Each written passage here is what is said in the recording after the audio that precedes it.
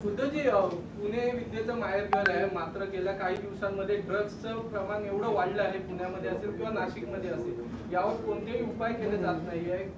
पूर्ण राज्यातून मुलं शिकण्यासाठी फक्त पुण्यात येतात आणि खूप चुकीच्या पद्धतीने हे जात आहे, कारण का पब आणि ड्रग्स ही संस्कृती आता पुण्यात सुरू झाली आहे। याच्या मुळापाशी जावं लागेल आणि तोही मुद्दा अधिवेशनात आम्ही जोरात उठवणार आहोत। पुण्यामध्ये त्याबद्दल आंदोलन तर आम्ही करतोच आहोत, परंतु सरकार एका सत्तेच्या नशेच्या धुंदीत आहे। त्या धुंदीतनं त्यांना खाली आणावं लागेल, कारण महाराष्ट्र पूर्ण नासवण्याचं काम होतं।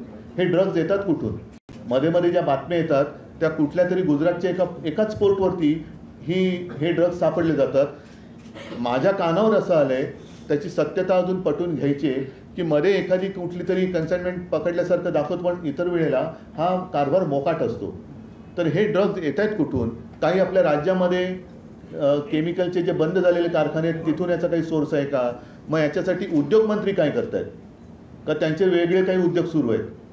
तर हे बंद असलेले कारखाने इकडे कोण इन्स्पेक्शन करतंय का? यांचे जे काही कारभारी आहेत, अधिकारी आहेत, ते तिकडे पाहतायत का? अशा अनेक गोष्टी आहेत। पण हे जे काय ड्रग्सचं प्रकरण आहे, मला असं वाटतं याच्यामध्ये सर्व पक्षीयांनी, कारण ही महाराष्ट्राची पिढी आणि महाराष्ट्राचं भवितव्य नासवणारी गोष्ट आहे ड्रग्ज।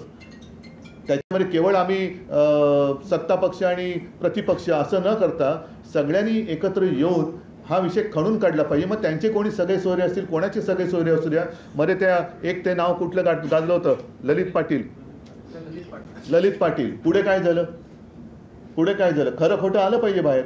तर त्याच्याबद्दल सुद्धा साहजिकच आम्ही या अधिवेशनात पाठपुरावा करू, पण हा सुद्धा केवळ आम्ही प्रश्न विचारतो म्हणून तुमच्याच काळात जास्त ड्रग्सचं वितरण झालं असं काहीतरी फालतू उत्तरं नको आहेत। ह्याच्या मुळापर्यंत जा आणि मुळं खडून काढा। VK न्यूज, राष्ट्र के नाम।